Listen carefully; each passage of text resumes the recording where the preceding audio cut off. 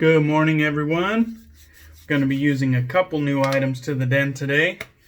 So first we're going to start off with what should have been a Big Shave Swiss release, but since that got postponed, canceled, whatever, they decided to release it now since they were just kind of sitting on product.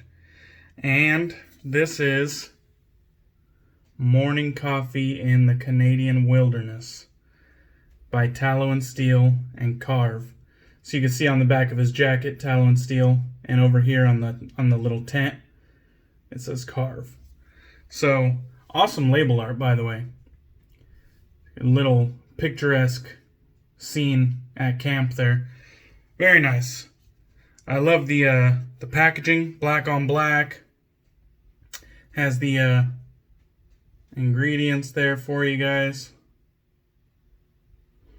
And just overall pretty nice. There is a couple little wrinkles in it, but I do like the waterproof black on black. Pretty nice. It's a 3-ounce tub, I believe. Yep, 3 ounces of soap, probably in the normal 5-ounce jar. But let's go ahead and take a sniff here. So you can see it kind of has this ugly brown color. It's quite soft. Alright, so this is supposed to be like having a fresh cup of coffee while standing in the Canadian wilderness. Now I gotta be honest, I don't pick up a whole hell of a lot of coffee. There is a warmth, and maybe that's contributing. Maybe that's the coffee contributing. It's not a super bright scent, but there is an effervescence. Jesus. It's almost like cola in the Canadian wilderness. And it might just be the way that these things are blending together, but I get like pine and woods, and there's an overall like crispness that I might be discerning as an effervescence. But to me, there's almost a distinct like cola, like some people call it soda or pop.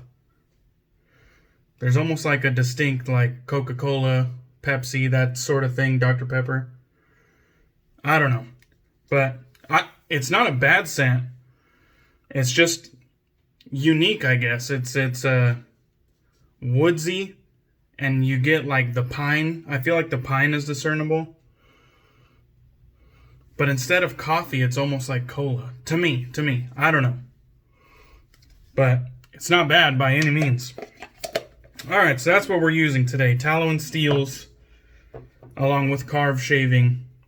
We're using their Morning Coffee in the Canadian Wilderness. Now, for the first time, we're going to be using the Supply Injector in matte black. This, of course, was supplied to me as a birthday gift from Jack over at the Virtual Groom Room. Very, very thankful for that. I don't know why it keeps focusing on me. Focus on the damn razor. But very nice. I haven't tried injecting it yet. I actually just put the blade on the cap. This is the 2 cap. So they have kind of like a 3-tier system of adjustability. They have like a 1 dot, which is the mildest, a 2 dot, which is medium efficiency, and 3 dot, which is the most efficient, aggressive, whatever people like calling it. It lines up great. This, of course, this little spring screw is basically the biggest flaw of this system, only because you're standing right above a drain, and if that comes off for whatever reason, which it tightens down pretty securely, I'm not gonna lie, but if it comes off for any reason and falls down that drain, gotta order a replacement. So that kind of sucks, but other than that, this thing is solid. So we'll see how it shaves though. Before we get going though, let's have ourselves a little brewski here. This was sent along by Jack as well as part of my birthday gift from Bosk Brewing. This is Open Space Haze, a hazy IPA. So, let's get that going. Ooh, has a nice pale yellow color to it. Definitely hazy. Can't see through that bad boy. All right. Bright citrus. Bright citrus.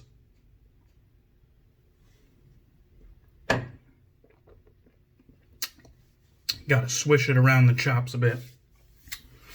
Okay, so that got a little bit of a bite to it. Gonna be using my Wolf Whiskers custom here. It's got some nice metallic silver hidden within the black. And I just got this nice black Wolf Whiskers synthetic on top. Black Wolf synthetic on top. So we'll go ahead and wet that.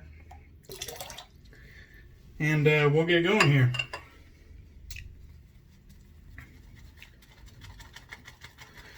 All right. So like I said, it was a pretty soft soap. I put my normal almond size amount in the bowl, the Lancaster bowl, and I went ahead and spread it out as thinly as I could. That's kind of my method of doing things. Spread it out as far and wide on the bowl as I can. That I try not to put it in one big lump. If you haven't seen my bowl lathering tutorial, I try not to put it all in one big lump, because I find when you do that, you're kind of working at that lump of soap. And at the end of the shave, when you're kind of cleaning your bowl off from all the lather, you find there was a whole hell of a lot of soap that didn't even get incorporated. And I've found over time that when you spread the soap out quite thin, and you cover a lot of ground on your bowl, a lot of surface area, that it incorporates a hell of a lot easier, because it once that water hits it and the brush kind of agitates over it, it's just immediately incorporated. You're not eroding away at a whole lump of soap until you hit the bottom. It almost immediately gets incorporated. So that's just my method. I'm not saying it's right, but it works for me. We got a good little bit going here. Could probably put some more water, but we'll see how it feels once I put it on the face. Definitely smells nice. I'd say it probably hits a 5 out of 10. Medium scent strength.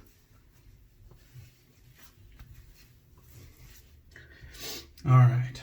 Let's take another sip. This was pretty damn good.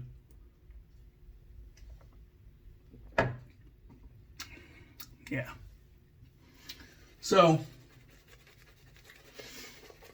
I have used tallow and steel before. Actually, courtesy of Jack the first time around as well. He sent along West Coast IPA. And that is another fantastic scent. Very unique. Kind of like this one is unique. That one is very unique as well. And this Black Wolf knot is so soft.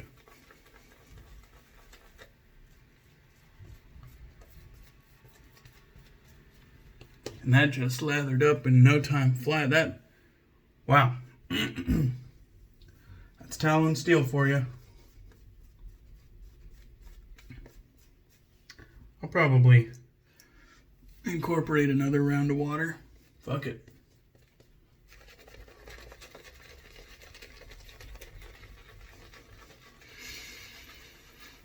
Now, like I said, the way that this is coming off to my nose is little to no coffee.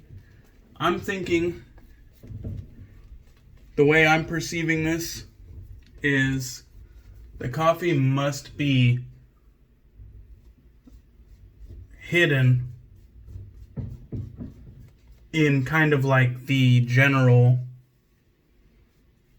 no, it's a weird combination, because it's almost like there's this effervescence to it, but at the same time it's warm. So there's like a brightness, I feel like, from the pine, but then there's also like this warmth that I'm thinking is coming from the coffee.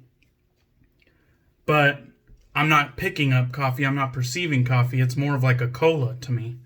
So unique, but I enjoy it. It's not bad. So here we go. Pass one with the grain, with the supply. Now, this has some heft to it. So let the razor do the work. Try not to apply any extra pressure. So this guy has some heft.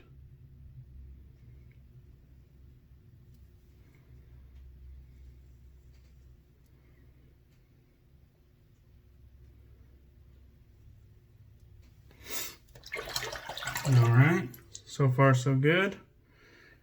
Rinsed off clean.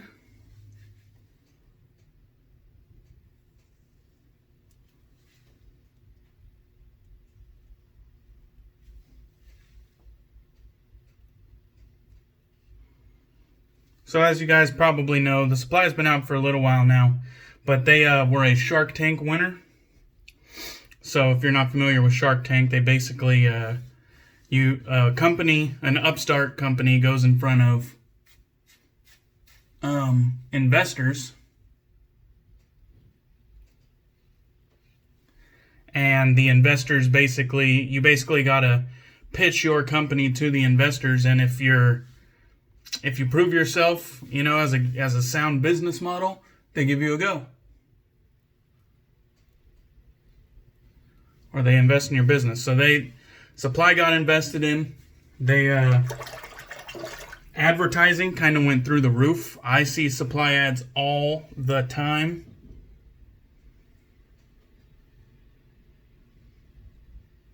And I've used their blades for quite a while since I got into shicks. I've used the supply blades for a while. And the supply razor has been on my radar for quite a while. I've thought about picking it up. I believe it has like $100 price point. It might have some models that are a little bit more pricey than that, but around $100 is what you could expect to pay. Couple different colorways as well. They kind of have like a jet black, a shiny black. They have the matte black that I have here. They have kind of like a matte stainless and a chrome, or maybe it's a polished stainless. But they have a couple different options available to you. And I could confirm it is a pretty solid razor. It has substantial heft to it, and it just looks well built. So take that into consideration. I feel like injectors are really easy. I've said this before. I feel like injectors are really easy to learn. They're you just kind of ride the top cap,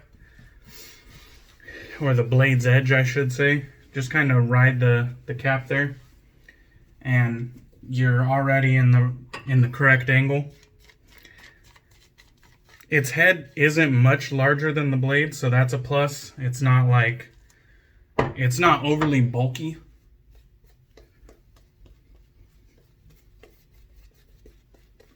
Now, it is bulkier than most vintage shicks.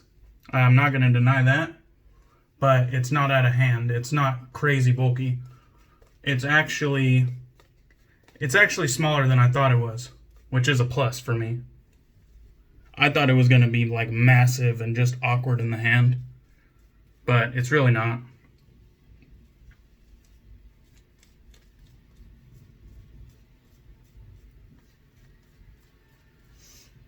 So, with Supply having all this success, I'm really kind of hoping it gets Schick's attention, and maybe it'll kind of give Schick a kind of kick in the ass to where they decide to go the same route Gillette did and test the market with a modern injector made by Schick. That would be badass. I know I've talked about this before, but seeing as I now have the Supply in my den, I figured it would be a good time to bring it up again. I think that would be badass if Schick kind of was seeing the success that Supply was having and tested the waters with a modern Schick injector. That would be fucking awesome.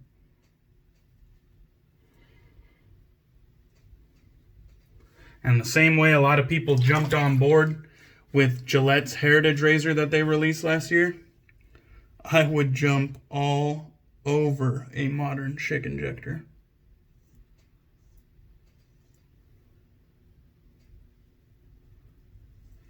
I know a couple people picked up multiple Gillette Heritage Razors. They bought 2 or 3 of them.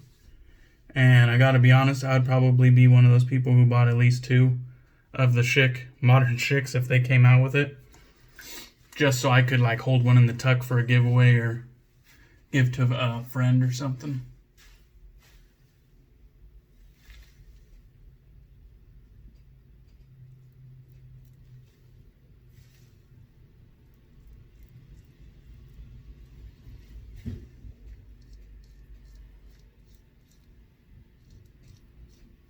Now I gotta say, as the 2 plate here, the medium aggression, it's pretty smooth. I'm not feeling any weird roughness or anything like that.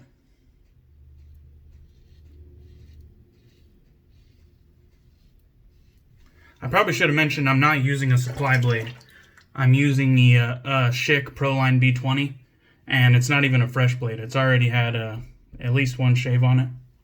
But I had it sitting out drying, so I figured I'd throw it in there before I put a fresh blade.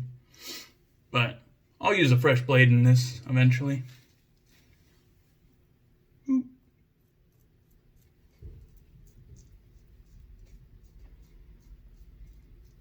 Gotta be kind of mindful. My battle scar down there where I cut my throat.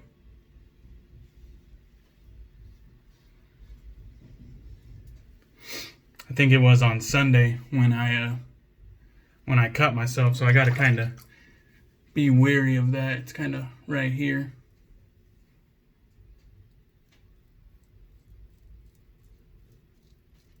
Let's try to get in underneath it.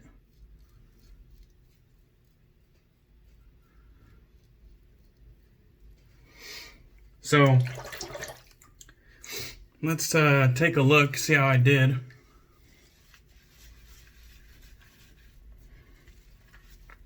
I will say that was smooth, like smooth sailing. As far as performance, it felt smooth. It was, it went across the face nicely. Of course, I'm sure Tallow and Steel has great slickness, so that probably helped, but definitely was pretty intuitive. If you're familiar with vintage Schicks, you could probably pick this up and just go. The handle doesn't have much in the way of grip. There's no like visible knurling, it's just a smooth surface. But on the underside, I guess I could hold it up. On the underside, there's kind of a divot that you could kind of get your fingers into. Although I didn't find myself doing that, to be honest. I kind of just held the edges. But, like I said, it's pretty substantial in the hand, so I don't think you would have too much trouble holding on to it.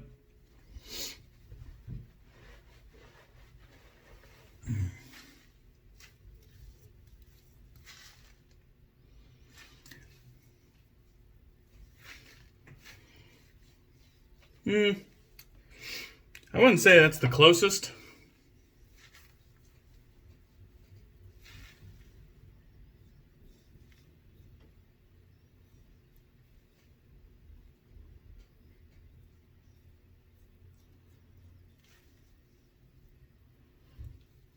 That's a little better.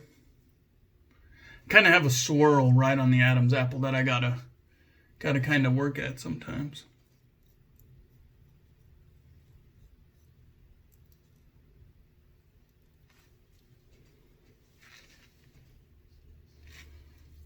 Yeah, that's pretty good. We'll go ahead and let that ride. But feeling as that felt, I'm definitely going to give that 3-plate a try. See what that next step up in efficiency feels like. Because that felt smooth. I'm not going to say that it was mild, because it's just my first go with the razor. But it definitely didn't pick everything up on that against the grain pass. So maybe it's time to put a fresh blade. Maybe the 2-plate really isn't that aggressive. But time will tell. More use with it will reveal all. It was definitely smooth though. Didn't cut me whatsoever. The soap did its job. Smelled good all the way throughout. I've never had any type of allergic reaction to a soap or anything like that, but definitely didn't have any on this shave either. And the only reason I really mentioned that is because I mentioned the cola scent that I picked up. And when Tallow and Steel had that cola soap, people got crazy irritation from it. I think it's just the way that I'm perceiving the scent that's picking up the cola. I don't think it's actually there. But I just figured I'd mention that. No irritation whatsoever. So, let's hit this matching aftershave in this fantastic bottle with the matching label. It's kind of a tall, skinny bottle, matte black cap. Go ahead, and has a whole list of organic ingredients on the back. Very nice. Has a nice restrictor on top, kind of the industry standard there. Oh. This comes out with a kind of same brownish color that the soap had. Kind of a milky brown.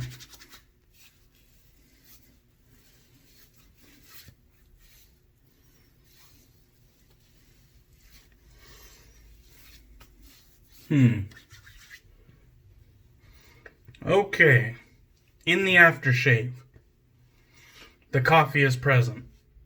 It is definitely there. It's definitely there in the aftershave. And more woodsy as well. Okay, this is a much better fragrance in my opinion than the soap let on. Oh man. Yeah, holy crap. This really transformed from the soap. It really kicked it up a notch. So, there's definitely... It's almost like fresh cut wood. You get the pine, the fresh cut wood, maybe sap on the outside. You know what I'm talking about? And then there's this like black coffee. A nice roast. Kind of like when you open the bag or you freshly grind beans. Yeah, this is actually way more enjoyable than the soap let on. Very nice. Very nice. And Tallow and Steel's aftershaves are pretty good. They have some good skin food to them. So that was awesome. That actually kind of ended on a high note for me. I like the aftershave scent a lot better. So, Karve and Tallow and Steel, awesome collab, guys. Morning coffee in the Canadian wilderness. Not bad at all. I liked it. The supply razor, not bad at all. I definitely like it. This thing's hefty. It's substantial. It appears to be built well. I really wish they could have ditched this. The screw. I feel like that's like the fatal flaw in this whole system, but I guess, you know, just be wary. Close the drain whenever you're dealing with this thing, just to make sure it doesn't go down the drain, you know what I mean? That's about it. You just got to be cautious. Take a little drink here.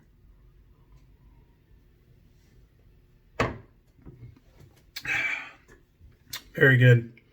Very good. 2 thumbs up, Jack. This one is brewed in New Mexico.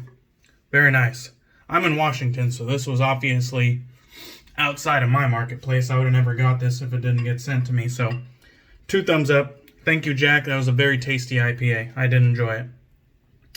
I used my Wolf Whiskers Custom here with the Black Wolf Synthetic Knot. That thing was very enjoyable. And, of course, my Lancaster Bowl, as always. So that was a great shave. I could see throwing that in my regular lineup. Kind of along the same veins as Grounds and Shavings. Or nicknamed That Darn Soap. That Darn Rob and Oleo collaboration. Kind of along the same lines as that. That one's a coffee and wood scent as well. And I really enjoyed that one. I really enjoyed this one. So, very nice. Before I go, though, I want to say, I respond to every comment. So if I don't respond to yours, it's because comments don't always show up on YouTube. And this doesn't just happen to me.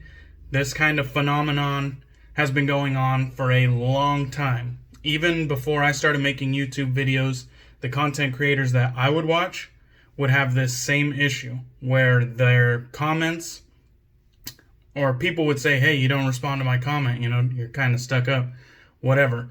That's not the case. I respond to every comment. So I'm small enough that I can do that at this point in my channel. And if I don't respond to you, it is because YouTube is hiding it somewhere. It's either not posting it, filtering it out. I have found some in spam.